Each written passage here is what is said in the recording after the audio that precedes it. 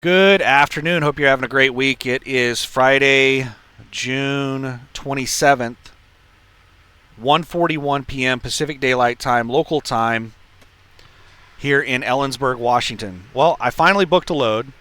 The freight market is absolutely atrocious, especially up here in the Pacific Northwest in the Seattle-Portland area. It is abysmal. This is the worst I've ever seen it. I thought that it was going to improve because the tariffs went down. Because last time I was up here was a few weeks after the tariffs went into effect, and it was the worst I'd ever seen it. It's worse now than it was back then. I just booked a load that is probably the cheapest load I have ever hauled as far as rate per mile. It is $2.20 a mile on the full rate. What the customer is paying for the load. Like ridiculously cheap. I only get approximately 70% of the full rate. So at $2.20 a mile, that's 70% is $1.54. I'm actually getting $1.57, which is higher than 70%, but that's only because fuel prices are so astronomically high. So yeah, this is probably the cheapest rate per mile load I've ever hauled. It's really bad, and it's a huge mileage load. But I'm desperate. I am incredibly desperate. We're like the freight market is horrendous, and this particular market that I'm in, the Seattle-Portland area, is absolutely horrendous. And we're coming into a July 4th holiday, one of the biggest holidays of the year.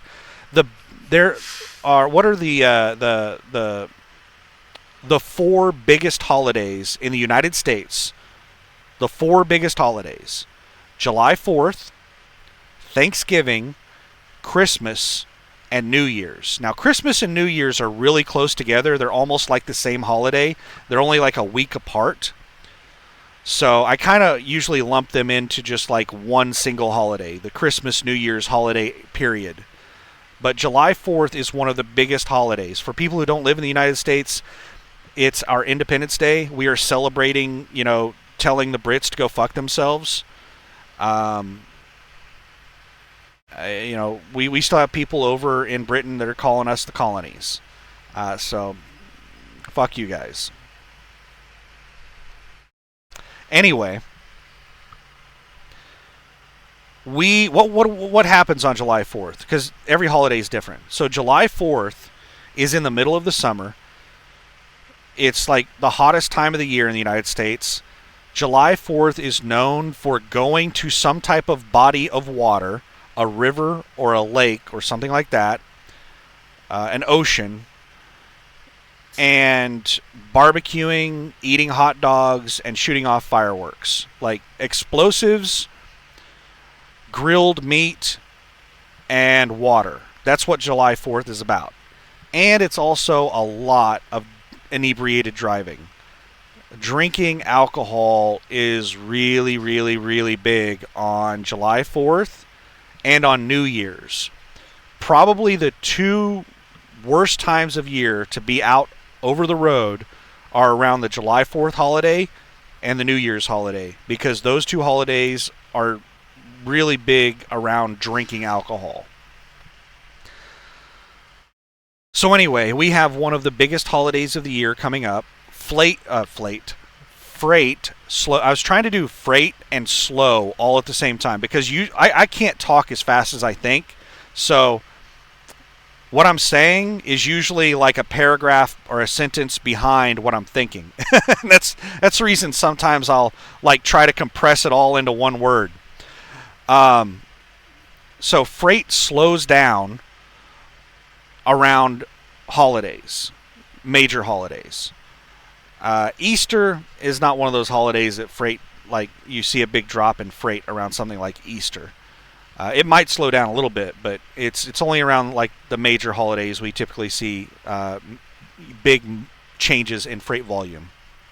So July 4th, freight is, around that time period, freight's really going to slow down. So anyway, I'm in a position where I've already been sitting for a couple weeks looking for a load, and if I don't book a load soon, freight is going to slow down even more for the July 4th holiday. So I'm just trying to move the truck down the road and make some money so I'm not stuck through the July 4th holiday. And I got lucky and I finally booked a load today. This is the third time that I've tried to book this load. it's the fourth time I've tried to book a load while I've been here for a couple weeks. So one of the loads I tried to book was one of those big multi-stop loads. I don't think it was cabinets. I think it was something else. But it was a 21 stop load in Oklahoma. So picked it up in Portland, Oregon, and then I did 21 deliveries around the state of Oklahoma, all over the place. I don't like doing those types of loads. I don't like doing driver unloads. I don't like doing multi-stop loads.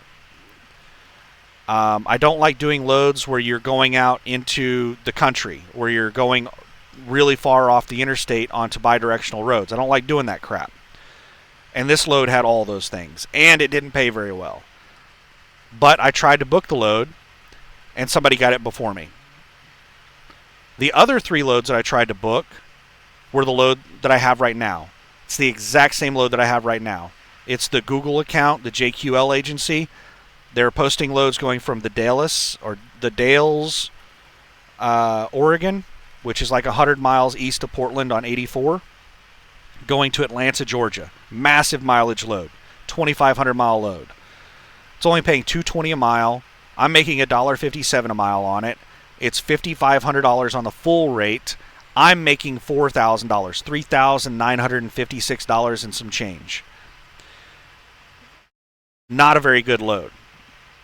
But it's really light. It only weighs 5,000 pounds, so I'm basically running empty. I should be able to have a 7 mile per gallon average throughout this load. So my fuel cost should not be astronomically high. Even though fuel prices over here, like I just paid $4.50 a gallon for fuel. I put 50 gallons of fuel in yesterday at $4.50 a gallon. That's my price after a 46-cent per gallon discount.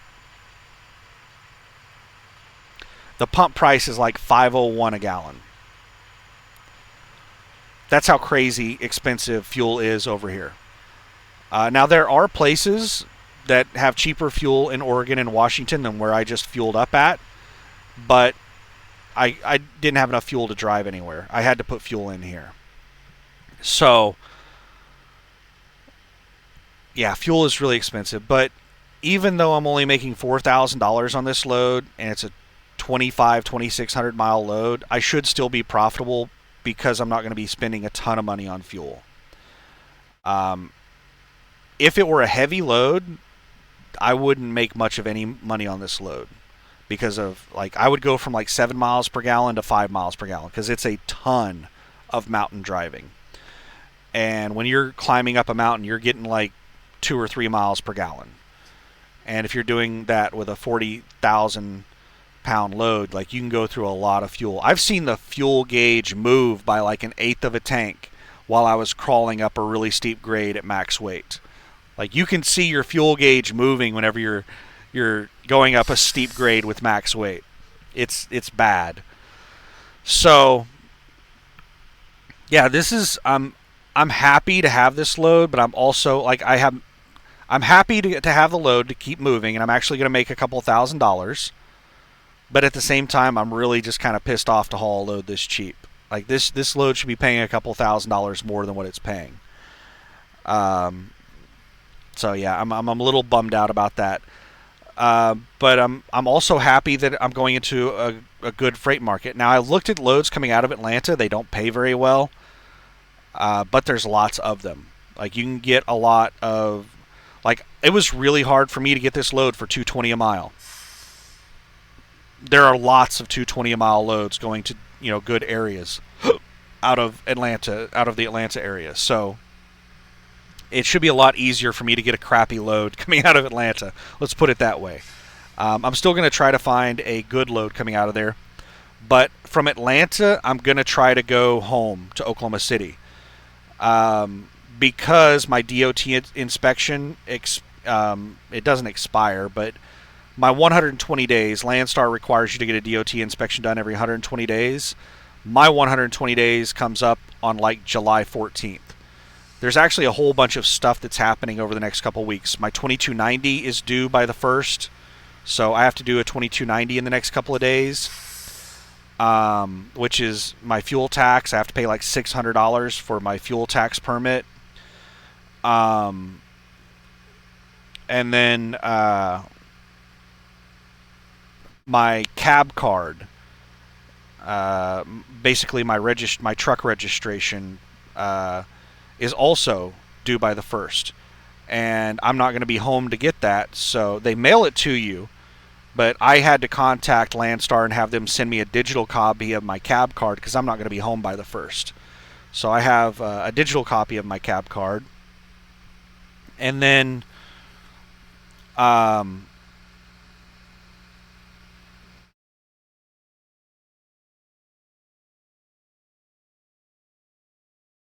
the DOT inspection is due by like the 14th, and I have to do a maintenance report with that. I think that's all of the stuff that I need to do within the next couple of weeks. Yeah, it's a lot of stuff. So I want to be home for the DOT inspection. Why do I want to be home for the DOT inspection? Like, what's the big deal? Get a DOT inspection done wherever. That's not the way Landstar works. First of all, Landstar has a limited number of places where you can get DOT inspections because you have to be certified through Landstar to be able to do DOT inspections. It's a pain in the butt to find a place that's Landstar certified, that has a mechanic that's certified, that is available. It's usually only like their master mechanic. Like, there's usually like one master mechanic at a truck stop, and that's the only one that's certified to do Landstar inspections. And if they're on vacation, then like there's nobody to do Landstar inspections for a week at that location. And a lot of times, these mechanics don't stay. There's a really high turnover rate on mechanics at truck stops. Some truck stops have mechanics that stay there forever. Like Oklahoma City, where I get my DOT inspections done, has had the same mechanics the entire time that I've been going there. For like the last 5 years, all the main 3 like master mechanics that do my inspections, they've all been there for like Patrick is one of the master mechanics, and I forget the other guy's name. They've been there longer than I've been driving the truck. But a lot of other places have really bad turnover. So whenever their master mechanic quits on them, or whatever mechanic they have certified to do Landstar inspections, they can't do them anymore until they get somebody new certified. But anyway, the process. So that's number one problem. It's hard to find a place to just do the inspection. The other problem is that Landstar puts you in a very awkward position where if you fail the inspection, you're put out of service. You're not allowed to move the truck. If you move the truck after you fail a DOT inspection, and the Landstar inspectors are required to notify Landstar that you failed an inspection before they notify you. Now, most of them are really cool and they'll let you know. They'll give you a heads up. But some of them, especially the new ones that just went through the certification, they're like going to follow the rules very strictly. And you're just basically stuck. And these are commission-based mechanics. And they will often fail you on things that are not actual failures just so that they can make money off of you. Because they know that you don't have any option. It's going to be a lot cheaper for you to get the work done there than to tow your truck somewhere else. And that's the only way you can move your truck is to have it towed somewhere else. Landstar will not let you drive the truck somewhere else. So, yeah, I don't trust mechanics, and I don't want to get into a situation like that away from home. I'm very selective with who I let do my Landstar 120-day inspections because of how shady the mechanics out there are. And if they're having a slow day, they're desperate for money. I've had them flat out tell me that like they need to make money today, and that's the reason that they failed me on something. I'm like, are you fucking kidding me? Like, you're charging me like $400 to do this. You're only getting like 35% of that.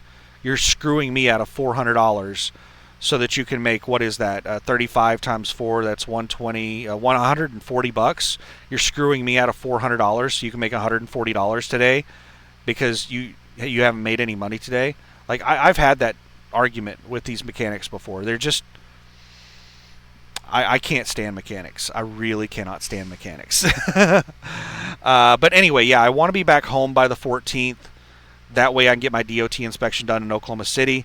That way if I do have an issue with the mechanics, I'm home. If I have to terminate my lease with Landstar because they want to charge me, like $5,000 to do a whole bunch of unnecessary work, then I can be like, all right, fine, we will terminate the lease, and I'll just drive my truck illegally over to where I parked the truck, and I will deal with, I'll drive my truck illegally a couple miles across town. I'm fine with that. But I'm not going to drive it illegally from Portland, Oregon to Oklahoma City. I'm not going to do that. But yeah, I'll lease on to somebody else. That's one of the I have a lot of issues with Landstar. Their trailer utilization department is a huge problem, and their 120-day inspections forcing me to like get work done by these commission-based, like, that really ticks me off. Landstar's 120-day inspection policy.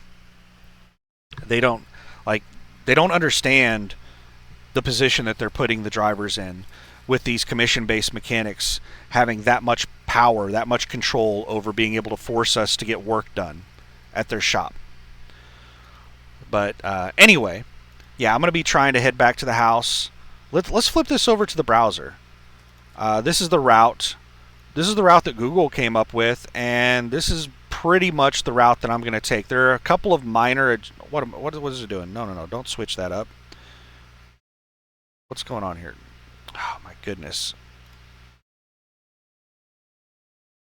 There are a couple of minor adjustments that I'll make to this, but for the most part, yeah, this is the route that I'll take. I've traveled on every single road that it's going to have me drive on this route. The only adjustment that I can think of that... Actually, no. I was about to say I'm going to have to... No, I'm not going through Denver, so I don't have to do that. I don't think there's any adjustment that I'm going to have to make on this route, actually.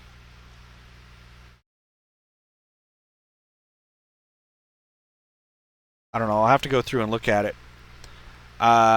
Since I put in 50 gallons yesterday, I have enough to go somewhere in the ballpark of 350 miles. So let me...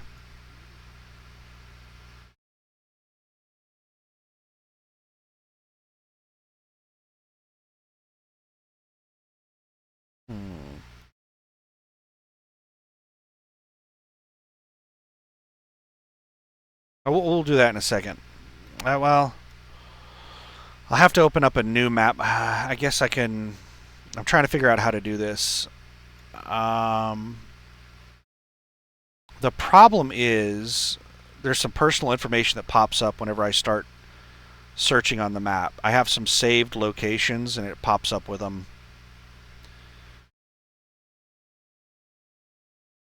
Let me pause this while I pull up a new map. Alright. So I've got a second map pulled up. This is... Alright, let me try to... Let me explain how the fuel prices real quick, and then I'll explain what I'm looking at. So when I look at fuel prices, I look at my price after discount and not including fuel tax. Because the amount of fuel tax that I pay at the pump is meaningless. Because it's like prepaying taxes throughout the year. You can file tax exempt throughout the year. You're not supposed to do that. But you could like pay no taxes throughout the year. And then whenever you file with the IRS at the end of the year, that's where you get, you pay what you owe. You're supposed to prepay your taxes throughout the year. But anyway, that is basically what you're doing whenever you're paying for fuel tax at the pump, is you're prepaying your taxes. Every quarter, you figure out how much you owe the government based on the mileage you drive in each state. And then you find out if you paid more or less than you're supposed to, and you get a refund or you are charged more fuel tax. So the fuel tax that I pay at the pump is really, in the grand scheme of things, meaningless. If you're choosing the fuel that you purchase based off of fuel tax, like Oregon doesn't charge tax at the pump. They don't charge fuel tax at the pump. So Oregon fuel prices look really cheap because of that. But I still have to pay the fuel tax. So if you're choosing where to buy fuel based on the fuel tax, if that's part of your equation, then you're probably not paying, for the cheapest fuel. So I just look at raw fuel price, which is my price after discount and not including fuel tax, because the amount that I pay at the pump for fuel tax is meaningless. So with that being said, where I'm parked at right now in Ellensburg, it's $4.04 a gallon. After discount and not including fuel tax, it's like $5.01 a gallon raw price. Like that's their full pump price, is like $5.01 a gallon. So my price is $4.04 a gallon. I put 50 gallons in yesterday, and I was at about an eighth of a tank whenever I put in 50 gallons. So I have, a quarter of a tank plus an eighth of a tank.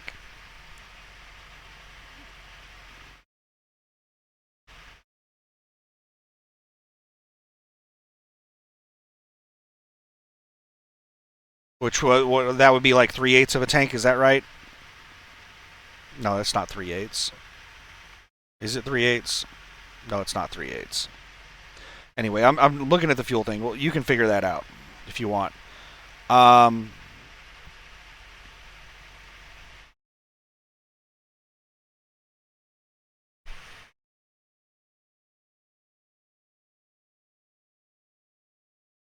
So pretty much everywhere is around $4 a gallon. My price in Oregon and Washington.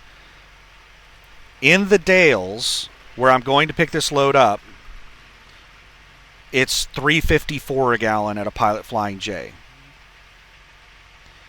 In Stanfield, Oregon, which is just past the 82-84 junction over here, right here, Stanfield, is $3.57 a gallon. So I get it for $3.54 a gallon over here where I'm picking up the load in Dalles, Oregon, $3.57 in Stanfield.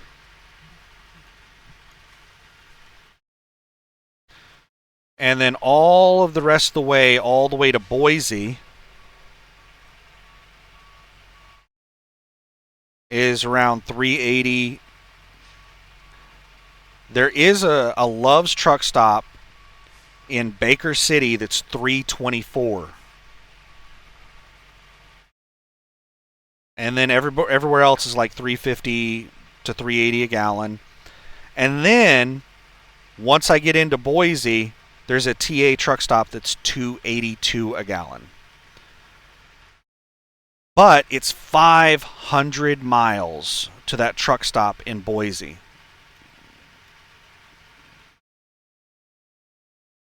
Can I make it 500 miles on the fuel that I have? So it's 50 gallons for a quarter of a tank.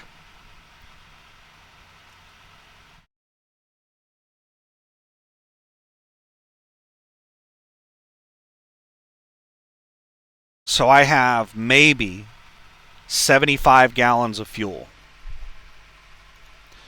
75 times 7. If I get 7 miles per gallon, that's 525 miles.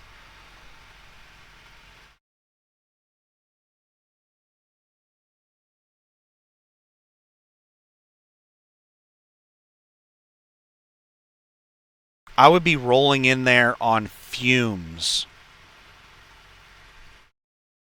I probably don't have a full 75 gallons. I probably got closer to like 60 gallons.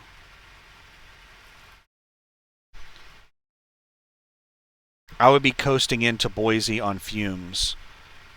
I think I need to throw in 50 gallons somewhere.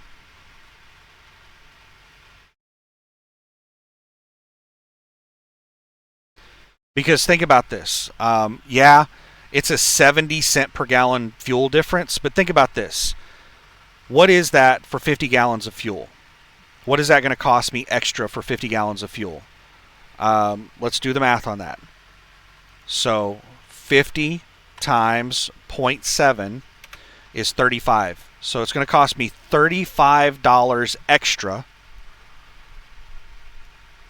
to put in that 50 gallons of fuel to play it safe. It's going to cost me $35 extra. I could save $35 if I just try to make it all the way to Boise and get fuel there. But if I run out of fuel before I get to Boise, I have to call a roadside mechanic, and it's probably going to end up costing me several $100s to have them bring me fuel, and they're going to charge me a huge markup on the fuel. They're going to charge me the mileage to come out there. They're going to charge me an hourly rate. Not only are they going to have to put fuel in the truck, they're also going to have to go in and like prime the fuel filter and everything to get fuel, because whenever you go completely empty on one of these trucks, you can't just put fuel in and start it. You have to basically have a mechanic start it for you if you run one of these things empty on fuel. So it would probably end up costing me several $100s for that roadside repair. So $35, yeah, I'm not going to risk it. I'm going to throw in 50 gallons at the Pilot Flying J, and then I'll throw in 60 gallons at the TA to get enough. Like, it's 60 gallons to get a free shower at TA.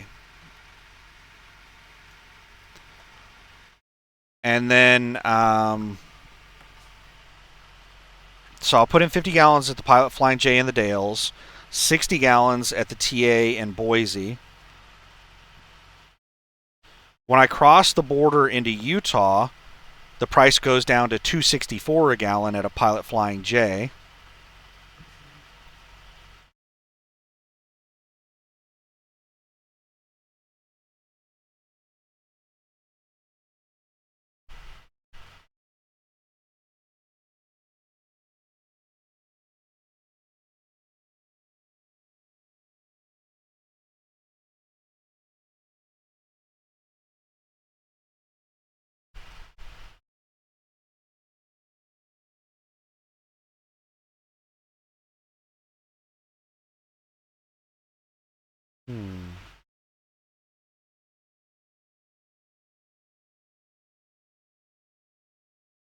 You know what?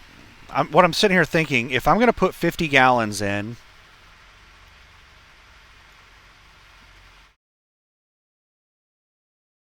like, I should be able to barely make it to Boise with the fuel that I have. With an extra 50 gallons, that would give me another 350 miles. How far is it?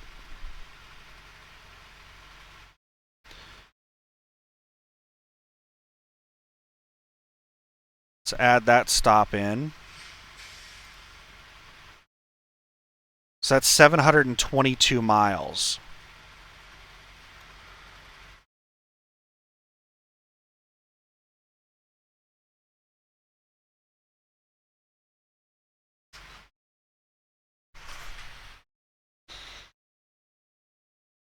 So that's an extra 222 miles, 225 miles approximately. At 50 gallons, so with 50 gallons of fuel, I should be able to go an extra 350 miles. So I should be able to go 125 miles past Snowville. So no, I'm not going to put in fuel at the Boise TA if I'm going to throw in 50 gallons in the Dalles. I'll throw in 50 gallons in the Dalles, and then I'll wait until I get to Snowville, and I'll top off fuel at the Pilot Flying J.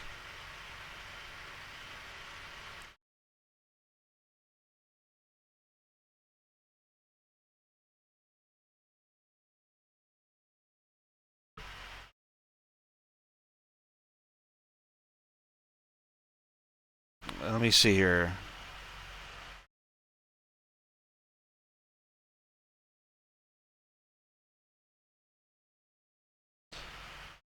So Rock Springs, Wyoming, fuel is $2.63 a gallon, and then past that it goes up by like 20 cents a gallon. Everywhere's like $2.80 to $3 a gallon past Rock Springs.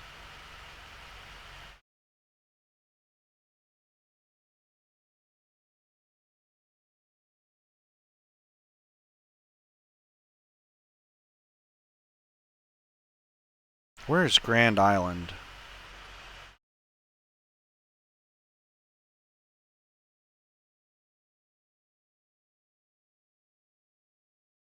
Grand Island is like $2.75 a gallon. They're usually one of the cheapest places to get fuel, but they're still a little pricey.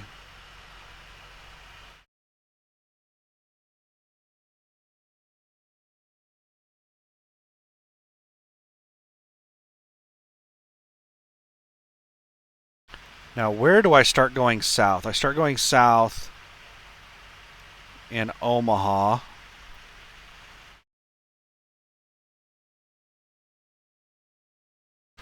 Which means I'm going to be taking this cut across right here.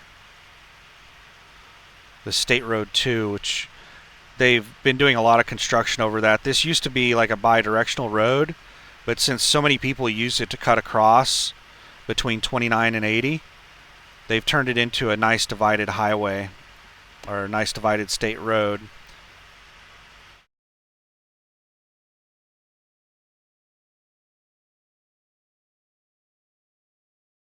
So in Omaha, $2.59 a gallon.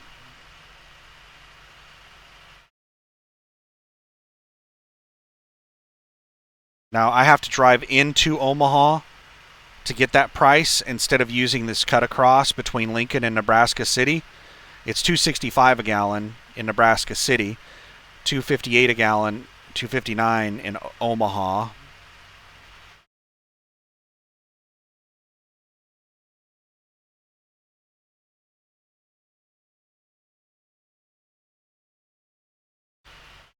And then in Kansas City, $2.68 a gallon.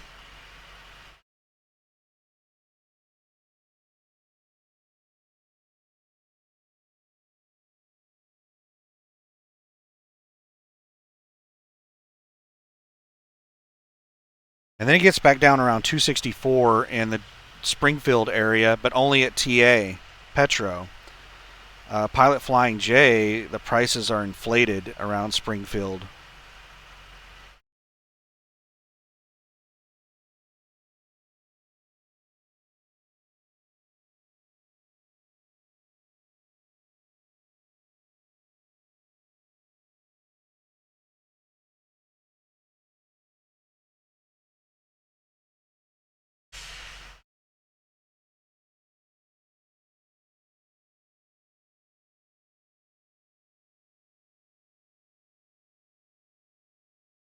So it's 261 in West Memphis, Arkansas.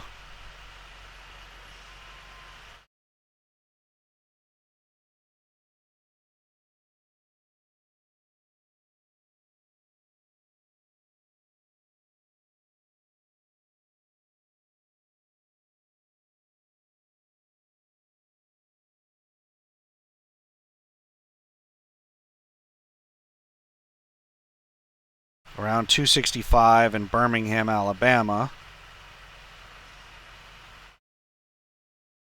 And around 265 in the Atlanta area. So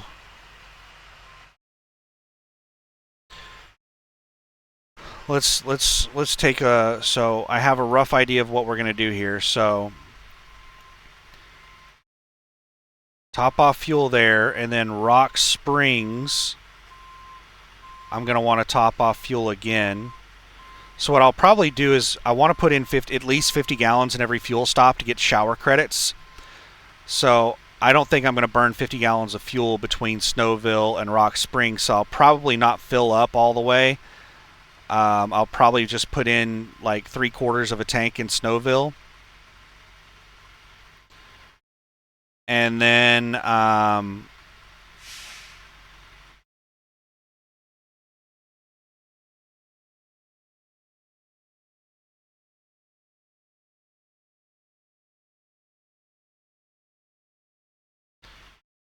just a second here. Let me find the Pilot Flying J.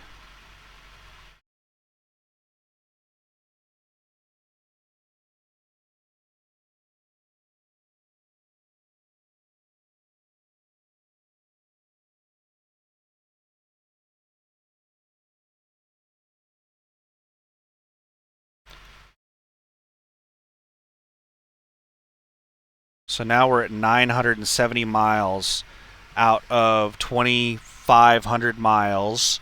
So that's going to leave us about 1,500 miles. I can do 1,500 miles on a full tank. So that's 200 gallons. At 7 miles per gallon, that's 1,400 miles on a full tank.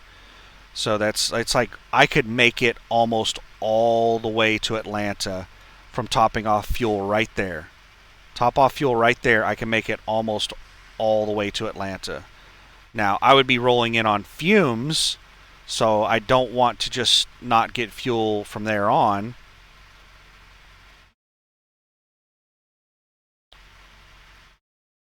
But I could get fuel in, was it Kansas City? So in West Memphis, Arkansas,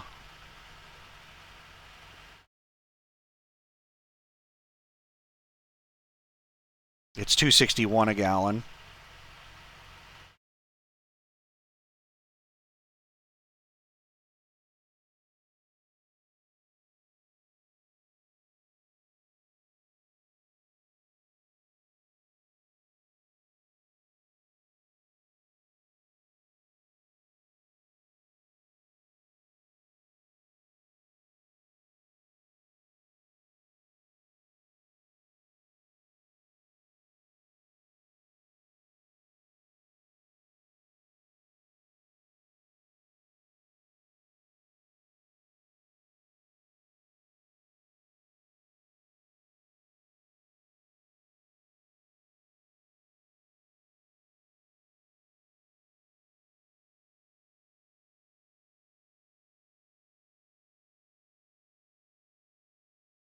Damn.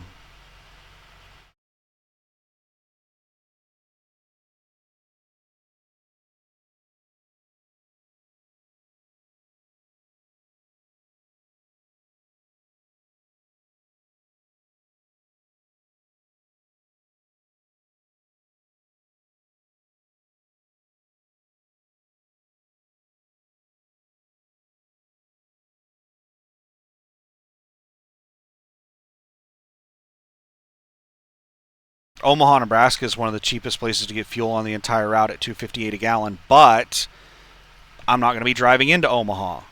I'm going to be bypassing Omaha, and it's not worth the extra mileage to drive all the way up into Omaha just to get fuel for $2.58 a gallon. It's $2.65 a gallon in Nebraska City. It's not worth paying, driving all of these extra miles to save 7 cents per gallon. This is, let's see, how many extra miles this would be. Measure distance from there to there.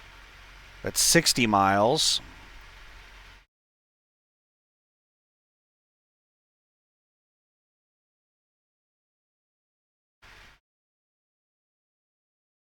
And 40 miles. That's roughly 100 miles versus 50 miles. So drive an extra 50 miles to save 7 cents a gallon in fuel. That math doesn't add up. That's not worth it.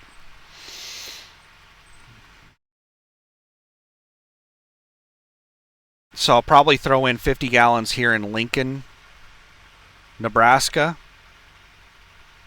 Or not Lincoln, but Nebraska City, Nebraska, for $2.65 a gallon. So, okay, here's the fuel route. I have a little over a quarter of a tank right now in Ellensburg, Washington. So I drive down, and this is not the actual pickup location, the Dalles data center, the Dalles Google data center. This is not the actual location I'm picking up. It's close to it, but it's not the actual location. Google is really secretive about their terminals, so I'm not going to put their actual address on here. The only reason I'm using this address is because it's just public. It's listed as the Dalles Google data center, and it's really close to the location. So I'm just using that as the address. But I have a little over a quarter of a tank, so I'm going to drive down from Ellensburg, Washington to the Dalles, and I'm going to throw in 50 gallons of fuel at a Pilot Flying J here in the Dalles for like $3.57 a gallon, $3.54 a gallon, I can't remember. That's my price after all the discounts, not including fuel tax.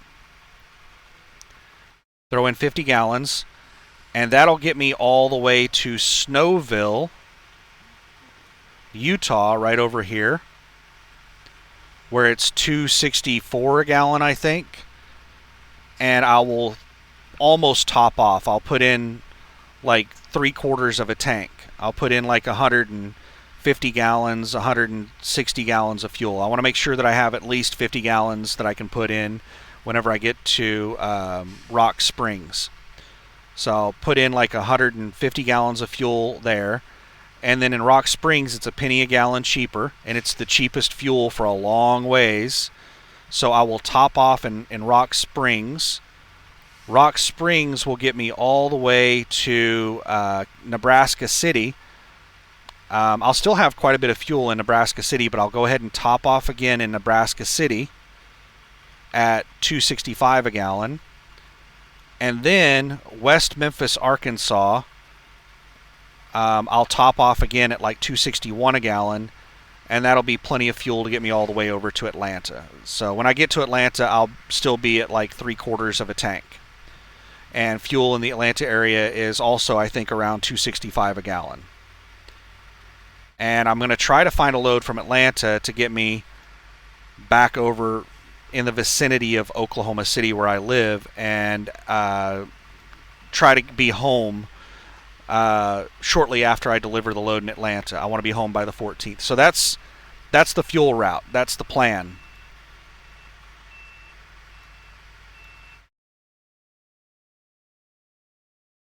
So that's what we're doing. And I had to make a decision earlier today after I booked the load whether or not to drive over to the Dalles, Oregon right now, or to wait and drive in the morning. Now, there's a couple of reasons that I decided to wait and drive in the morning. Number one is traffic. I prefer driving at night. So if I drove over there right now, then I would have to drive in daytime traffic on this bi-directional Highway 97 road right here. I would prefer to drive that at night when there's hardly any traffic on it. At like 2 o'clock in the morning, I'm going to be on that road by myself. I think it's like 60 miles that I have to do on that road, so about an hour. And I'll probably be the only vehicle on the road for that hour that I'm on the road. So that's one reason, is traffic. Number two reason is parking. If I were to leave here, I booked the load at like 10 a.m. this morning, and I think it's around a 3-hour drive. It's around 150 miles. So I would have been getting over here at about 1 o'clock in the afternoon, which normally it's pretty easy to find a parking spot at 1 o'clock in the afternoon. But these truck stops around here are filling up. Because the freight market is so bad in this area, trucks are sitting for long periods of time. Like, I've had people sitting parked next to me for like 3 or 4 days. So it's not easy to find a parking spot in this area. And there's not a lot of truck parking in the Dalles. If you go in and look at the truck stops that are in this area, they have really tiny parking spots. Let's try to find one. Let's try to find the Pilot Flying J, I think, is over on this side of town.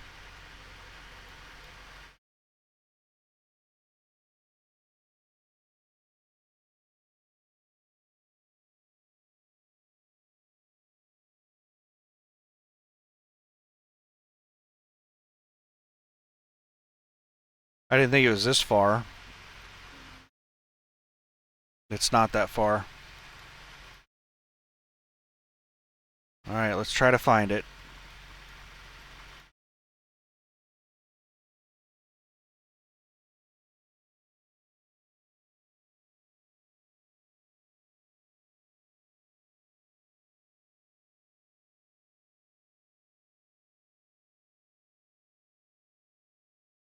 Yell out if you see it.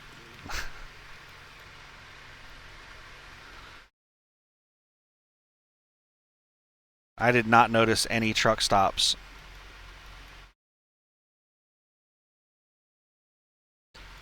All right, let's try it one more time before I go and like actually do a search on it. I'm not seeing any truck parking.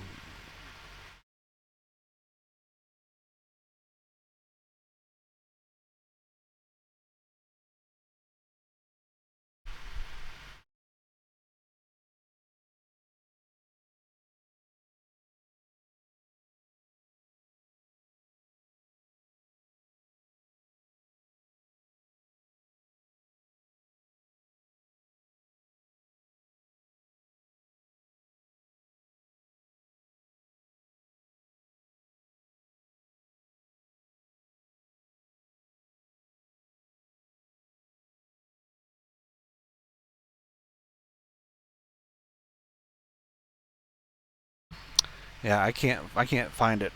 Let me pull it up here and see exactly where it's at.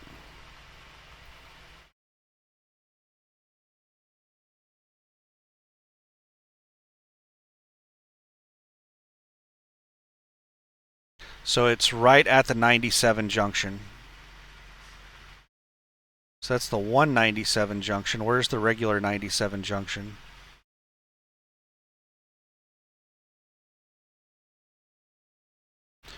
Oh, that's the reason I didn't find it. It is way outside of town.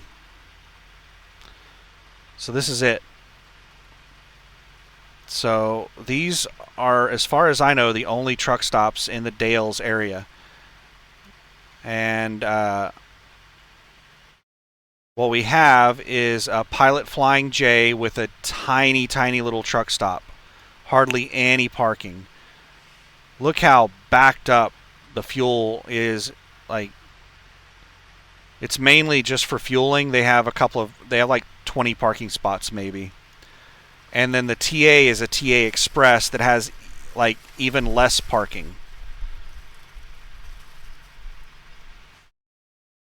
So there's very little truck parking in the Dalles. Oh, here's another truck stop. It's another Pilot Flying J, but they only have like 10 parking spots. So there's 3 truck stops right here, and combined all 3 truck stops maybe have 50 parking spots. It looks like there are some people parking over here. Maybe, no. I don't know what this is. Those might be, I don't know what this is, but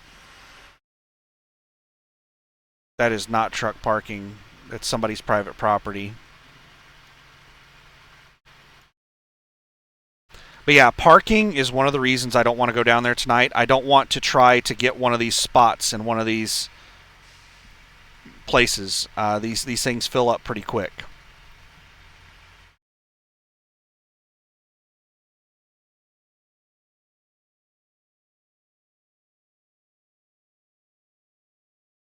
And I'm trying to think here. Anyway, let me finish my thought. So,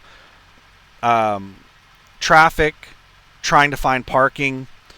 Those are the 2 main reasons that I don't want to go down there tonight or today, right now. That's the reason I want to wait.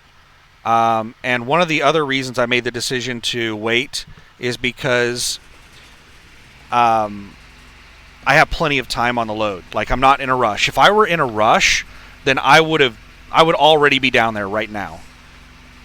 I would try to get as much time on my next drive shift as I could possibly get. But I'm not really worried about that right now. So,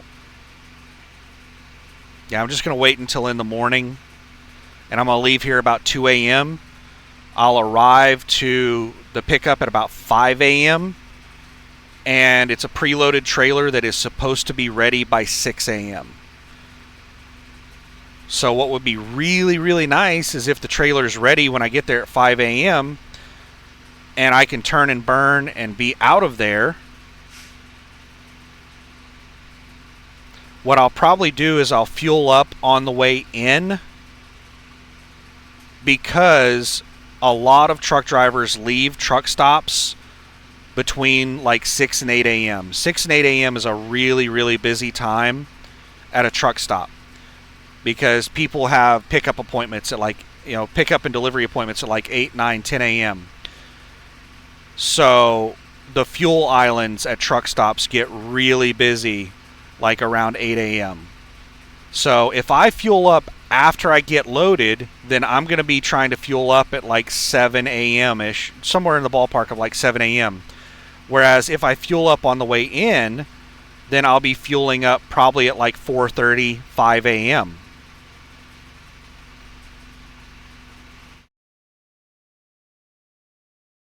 And I might even go ahead and take my 30 at the fuel island because I don't know. We'll have to figure that out. If I want to take my 30-minute break at that time. It's going to be probably like 2.5 hours into my drive shift, so you want to wait until at least 3 hours because it's an 8-hour requirement. So if you take your 30-minute break anytime past 3 hours of driving, then you won't have to do another 30-minute break that drive shift. But if you take it before 3 hours, then you'll have to take a second 30-minute break. And I'm pretty sure that this would be before the 3-hour mark. But if I stop short of doing a full 11-hour drive shift, then, I don't know.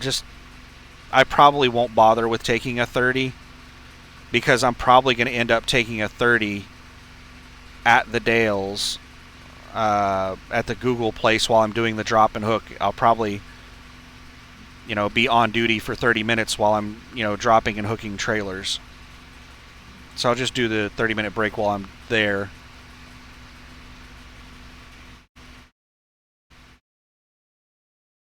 So fuel up on the way in, do the drop and hook, and then what's my stopping point? Boise is about 500 miles. I'm not going to be able to drive much further than Boise. And there is a rest area not too far past Boise that I've stopped at several times. I've never stopped at it in this direction though.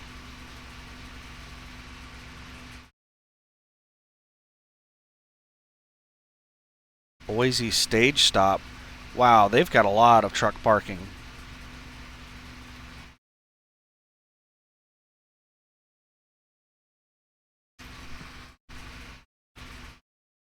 So in Regina,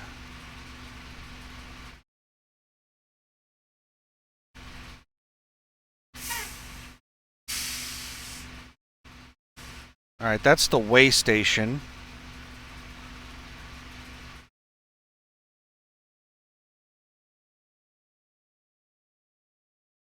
There's the rest area.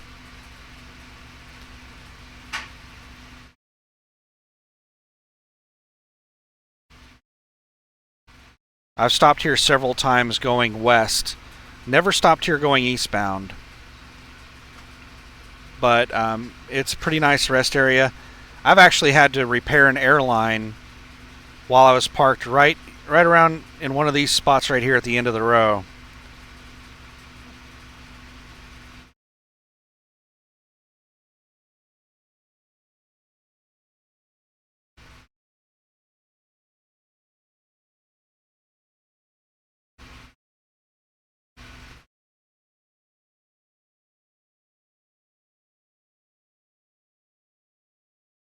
Is this a dirt lot? It looks like it's half paved, half dirt.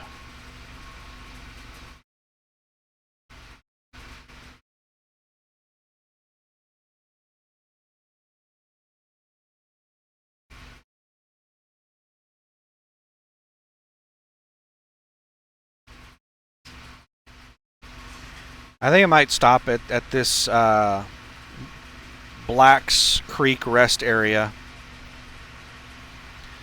which would be probably somewhere in a little over 500 miles, be like 530 miles probably in that drive shift.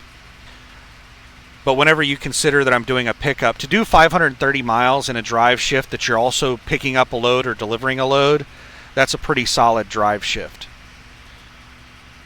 So I'll probably end up stopping at this rest area to take my 10.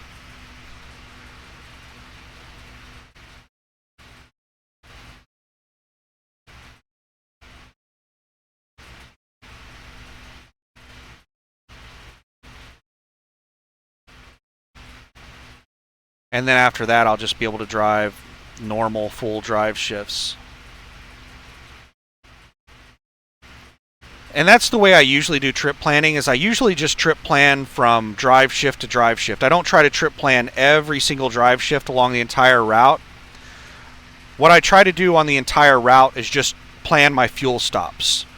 And then as far as the drive shifts, I just do them drive shift by drive shift. So once I stop at, that rest area just east of Boise, then I will figure out where I'm going to stop on my next drive shift. So in the drive shift after that, I'm going to be doing I'm going to be fueling up twice in that drive shift. And then I'll figure out where I'm going to be stopping.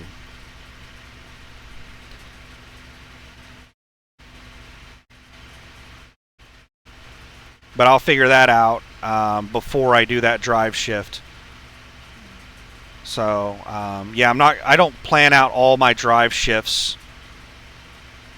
I just plan my fuel route, and then I do drive shift by drive shift.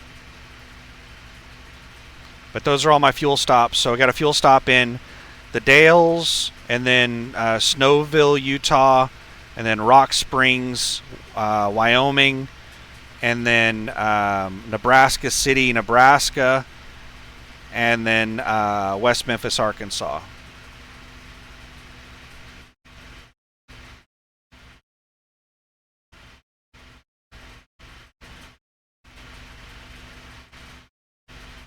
And we'll be all good to go. So that's the trip plan for this load. I have to try to get a nap. Let's see. It's 2:41 p.m. right now. I just woke up and I slept pretty good. We're just now starting to get into the heat of the day. One of the awesome things about being in Ellensburg, Washington, is that it actually hasn't been very hot. Like, we've had highs around 75 to 80 degrees, daytime highs, and then nighttime lows are usually around 50 degrees. So I haven't been running the air conditioner for the 2 weeks that I've been here. Like, the entire 2 weeks I've been here, I think I've only idled the truck for air conditioning for maybe 5 hours. And that was just one day where we had a daytime high of over 90 degrees. So it was like 100 degrees inside the truck. So I need to go to sleep to take a nap at some point. Ideally you'd love to get 8 hours of sleep. So I want to wake up at 1 a.m. so that I can be fully ready to go by 2 a.m. So 8 hours from 1 a.m. would be, would that be 3 p.m.? No. 4 p.m., 5 p.m.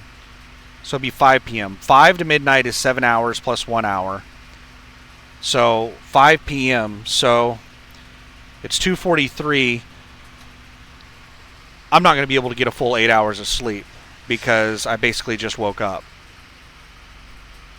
I woke up at like 10 a.m. Like, I was laying in bed whenever the load alert went off. Basically, load alerts have been going off since like 5 a.m. And every time a load alert would go off, I would just look at it, decide whether or not I wanted to call on it. Most of my load alerts were short mileage loads, like $2,000 to take a load to Montana. I'm not doing that crap. And that's the full rate. I only get 70% of that, so that'd be like $1,400 to go send me out into a worse freight desert than I'm already in. But that's basically the way I do load alerts. Is I don't sleep very well when I'm trying to get a load, because every time a load alert goes off on my phone, I wake up and I check it, and then I try to go back to sleep. So I'm constantly just little short naps. But I think I'm going to celebrate. I'm going to treat myself. They have an Arby's here. I've been here for 2 weeks. I haven't spent a penny inside the truck stop. Let me try to think here.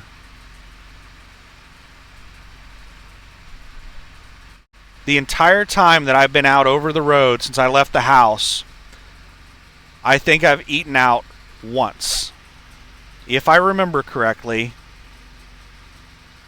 when I was at the Pilot Flying J in Stanfield, Oregon, I think they have a McDonald's there, and I think I ordered McDonald's through the app and did one of their promotional deals. And I got like a meal for like $7. That's the only time that I've eaten anything aside from what I brought with me on the truck. So I think I'm going to splurge a little bit right now, and I'm going to go in there and I'm going to get a Market Fresh turkey ranch and bacon with a large curly fry. And it's going to cost me like $11. It's a little bit pricey, but yeah, I think I'm going to celebrate finally getting a load and not being stuck here through the holiday.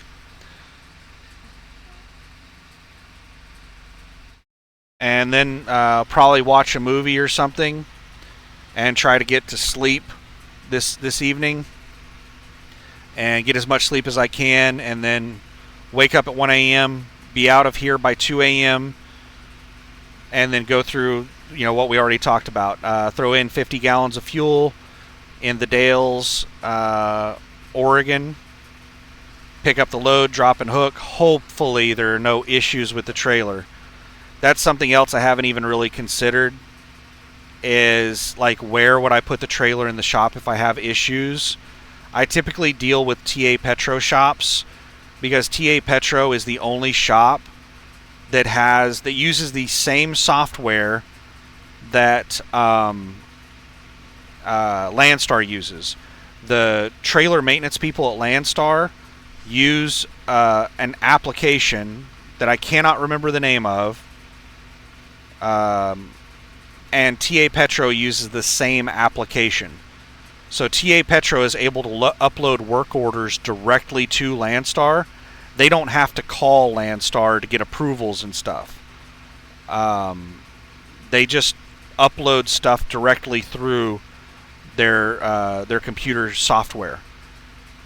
So it's a much more fluid system dealing with TA Petro with Landstar. Whereas Love's uses their own proprietary software to do their work orders. So they have to call and sit on hold for like 30 minutes every time they need approval for something. And Bosch shops and everybody else has to do the same process of calling and sitting on hold for like 30 minutes. TA Petro is the only shop chain that I'm aware of that uses the same application that Landstar uses, and they just are able to upload stuff directly to them. So if there's an issue with the trailer, the TA in the Dalles is just a TA Express. It doesn't have a shop.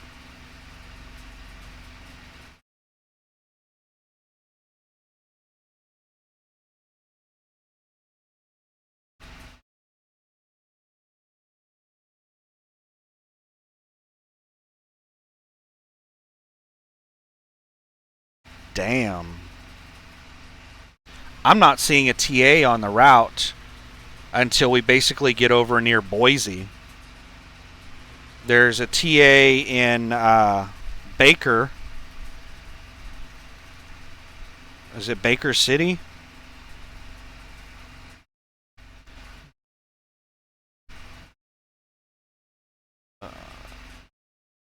No, it's listed as Huntington, Oregon. No, there's not a TA in Baker City. That's a Love's. That's a completely different city. So Huntington, Oregon, right on the Idaho border, there's a TA. And then there's the TA in Boise. So if there is an issue with the trailer, If it's a major issue like a flat tire where I can't move the trailer, then I'm going to have to do a roadside call, and they're just going to have to send a mechanic from Portland to come over and work on the trailer to fix the flat. Oh my goodness, sorry about that. You probably had like a photo seizure warning thing. I was trying to zoom in, and Google kept zooming me out every time I zoomed in, so I was just sitting there going back and forth. But if there is a minor issue with the trailer, man, I don't like crossing state lines with any issues with the trailer. But the Idaho way station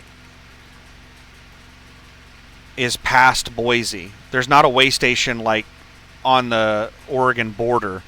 We looked at the way station. The way station is actually past the rest area. So it's past Boise. Right here it is. This is the way station.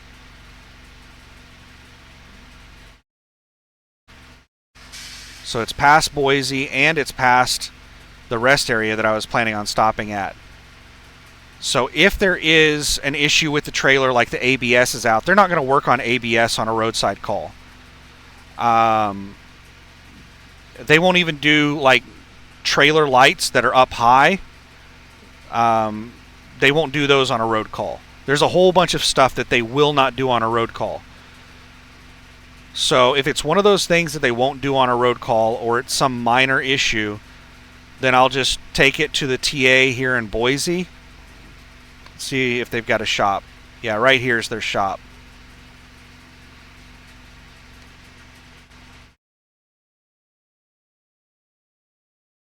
You can see the little TA work trucks and where they throw all their tires. So, and that's where I'll take my 10-hour break, is there. And I'll get whatever issues there are with, issues there are with the trailer fixed there. So that's the plan. If there are issues with the trailer, is road call if there are major issues that I need fixed before I move the trailer, and if there are minor issues like lights out or the ABS isn't working properly or something like that, then we'll put it into the TA in Boise at the end of the drive shift. And I should not have to go through any way stations. Trying to remember.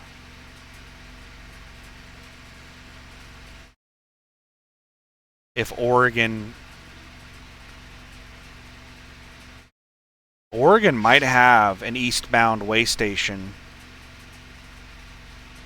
that I'm going to have to go through.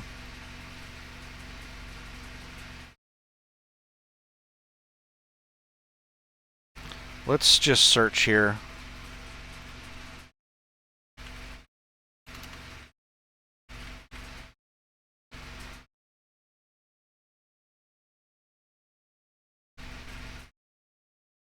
So Google doesn't know what in the hell I'm searching for.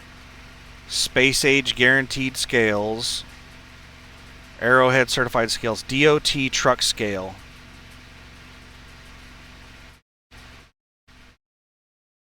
So that's just westbound.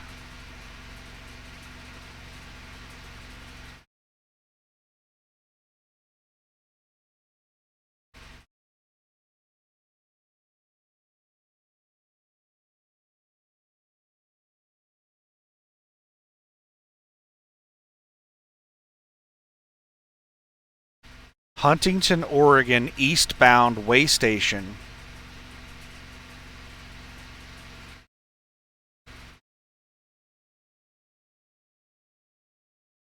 Alright, so that's just one of those temporary way stations that they'll throw up occasionally. The odds of that thing being open are extremely rare.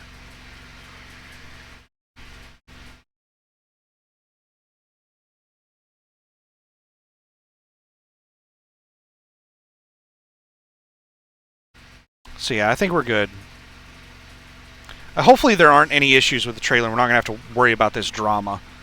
But almost every trailer I pick up has issues. This trailer that I picked up, this is a really good trailer. I don't want to get rid of it, but I have to, unfortunately. Hopefully I get another good trailer. I didn't have any issues with this trailer. This trailer is awesome.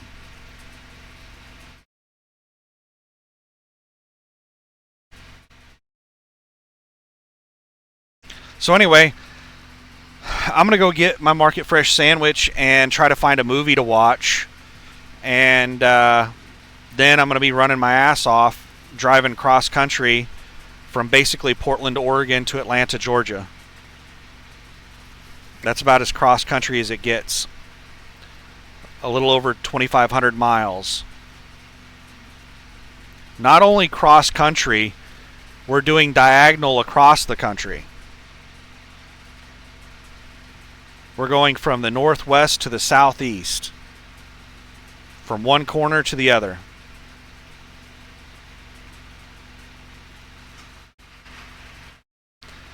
So anyway, let's wrap up this video. How long is it? An hour and 11 minutes. So I've got a load booked finally, and I'm going to be doing some cross-country driving here in the near future. It's only 5,000 pounds. So I'm basically just running empty across the country. And once I get to Atlanta, I'm going to try to get to the house ASAP so that I can get a DOT inspection and a couple other things done. And I also want to get a I'll also want to get routine maintenance done on the tractor and the APU. Just get a routine service, like a maintenance done on the tractor and the APU. If you've been following my channel, you know that I have bio like matter in my fuel. It's the first time I've ever had this issue, but I had black stuff in my fuel filter, and I went and I bought some biocide, and I've been running biocide through the fuel the entire time I've been out over the road. So now I need to get all that cleaned out, get the fuel filters replaced, get a service done on the truck. And the APU uses the same fuel, so I'm sure the fuel filter on the APU has crap in it as well. And get all that taken care of, and then head back out over the road again. I'm not going to be able to sit at the house for very long. I don't have that much money in the bank. Like, I've used up a lot of money sitting for the last couple of years at the house. I basically sat at home for 2 years while the freight market's been. What is the person next to me doing? They're like lunging forward in their truck and then lunging backwards. It's like they're trying to slide their tandems, is what it looks like they're trying to do. And now they're just driving off. Maybe they have an air ride system, and you can lock your tandems back in by just releasing air to the trailer. So maybe that's what they did, but I always get out and make sure that it's actually locked in. This guy just drove off, but yeah, he just drove off. I thought he was going to get out and look and make sure that he locked back in, but I think he just slid his tandems. I could be wrong. I'm not sure what else he could have been doing, lunging his truck forward and then going backward and then forward, and the truck was jerking around like it was fighting with the trailer. It appeared like he was sliding his tandems. But whenever you do that, make sure you get out and actually inspect to make sure it's fully locked in. Because those locks on your trailer tandems is what holds your tandems to the trailer. There's a rail that loosely guides. That's just a guide for the tandems, for them to slide up and down the rail. Those aren't strong enough to hold the tandems to the trailer. If you're driving around without your tandems locked in, then your entire tandems can easily become separated from the trailer. If you hit a really big bump or something, then your trailer could completely come off of your tandems if they're not locked in. Make sure you lock them in.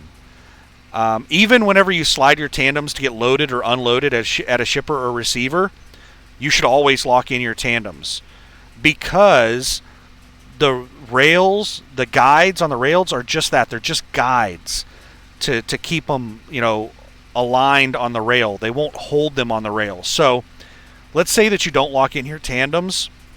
You get to a shipper receiver that tells you to slide your tandems to the rear. You don't lock in your tandems, and you back it in there, and they load it, and the forklift's coming in and it's bouncing and everything like that.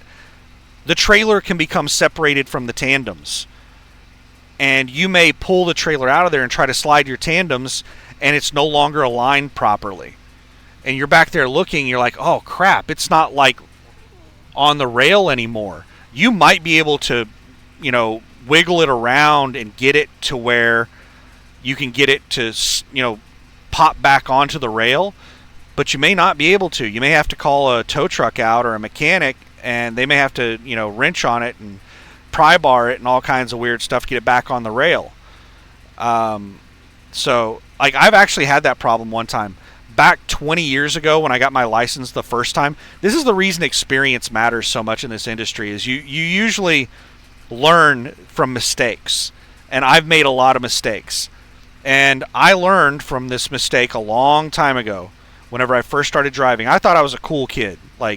I knew everything. I was really good at backing. I was way better at backing back then than I am now, because I did it a lot more. They had me doing short little local regional delivery runs all the time, and they ran my ass off. So I got to some place where I was picking up a load, and it was some really old warehouse. And they had these ramps. You had to slide your tandems all the way to the rear, and then they had these ramps that you had to back up onto to get your trailer up high enough to align with their dock. This is some really, really old warehouse, and I'm a cool kid, and I'm like, I'm not going to bother locking the tandems in. I'm just going to back up in there and get on those ramps. Well, whenever I backed up onto I didn't realize this until after they got me loaded. After they got me loaded, so the trailer's heavy now, I'm trying to leave, and I'm going to slide my tandems back. What had happened was, because the tandems weren't locked in, they were able to go like this. Whenever the trailer kept going straight, the tandem went at an angle like this because it went up that ramp. And this caused it to basically pop off the guide on the front. So then whenever I pulled forward, the guide, the tandems weren't all the way up on the rail. I don't know how to explain it. I don't even remember. It's been so long. I don't remember what exactly happened. But it was no longer aligned properly. And I was out there for about an hour, going back and forth, doing all kinds of stuff, trying to slide the tandems around to get it to pop back into place. I eventually was able to get it to pop back into place without having to call a tow truck or a mechanic. It's embarrassing to have to call a mechanic out to fix something that you did because you're just stupid. You're just doing something dumb like I did. Don't do something stupid. If I have to call a mechanic out because a tire blew, that's out of my control. I don't feel bad about that. It sucks. I don't want to deal with it. But if I have to call a mechanic out because I didn't lock the tandems into place and I pulled up onto a ramp and they popped loose from the guide bar, the mechanic's gonna be like, how in the hell did that happen? It's like, I'm dumb. That's how it happened. Don't be in a situation where you have to explain that something happened because you're an idiot. Try to avoid that. Learn from my mistake. I got really lucky. I've gotten really lucky with every mistake I've made in the trucking industry, that it hasn't gone as bad as it could have gone. And that's the way that you make it in this industry. If you just so happen to have a 20-year trucking career without any major issues, you got really lucky, because I promise you, if somebody has a 20-year trucking career, they've had a lot of close calls, and they've gotten really lucky with those close calls. So luck has a lot to do with how long you can stay in this career without ruining your driving record. Now, you can mitigate the risk, so you can reduce how much luck plays a role, but you're always dealing with luck. Like, you can be the safest driver ever, and you can still get into bad situations. So you just want to mitigate that risk as much as possible. Keep the stupid to a minimum. But anyway, good luck to you.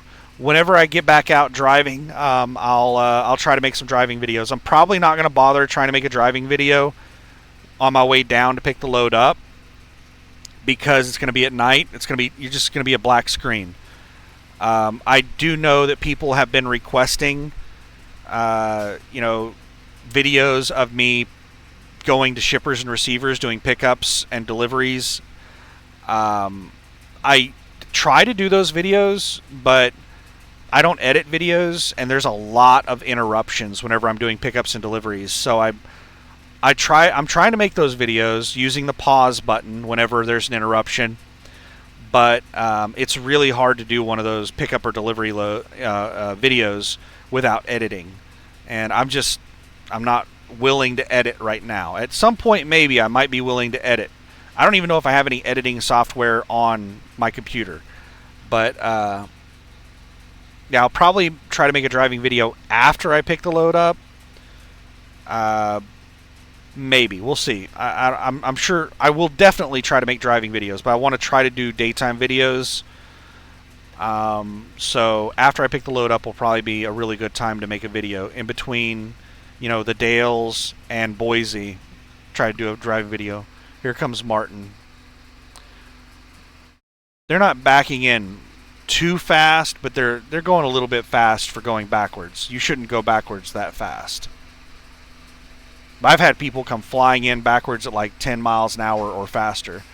Martin is going maybe 5 miles an hour. You should creep into a spot at like 2 miles an hour. You should be creeping into whenever you're backing, you should be creeping. You shouldn't be going 5 to 10 miles an hour whenever you're backing into a spot.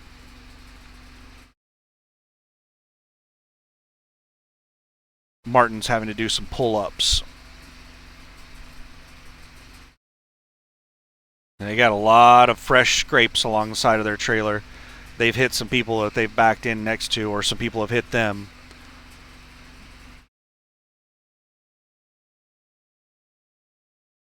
Oh, now, whenever their tractor gets in the spot, then they start creeping. While it's just their trailer and my tractor, they're driving like 5 to 10 miles an hour. But once their tractor starts getting back here, then they slow down to 1 or 2 miles an hour and start creeping like they're supposed to. They don't give a shit about my tractor. They just care about their tractor. Anyway, best of luck to you, and I am really excited and happy to finally have booked a load. Looking forward to getting out over the road, and hopefully after I deliver in Atlanta, I'll find a load to the house and get to the house and be able to get all of my stuff taken care of, get the truck in the shop, get a service done, DOT inspection, maintenance report. Over the next few days, I have to send in my 2290, pay for the $600 for that. I've already got my cab card. There's a whole bunch of stuff. Anyway, best of luck to you, and we'll hopefully be making a driving video tomorrow. So have a good one. Have a great weekend. Have a happy holiday. Bye.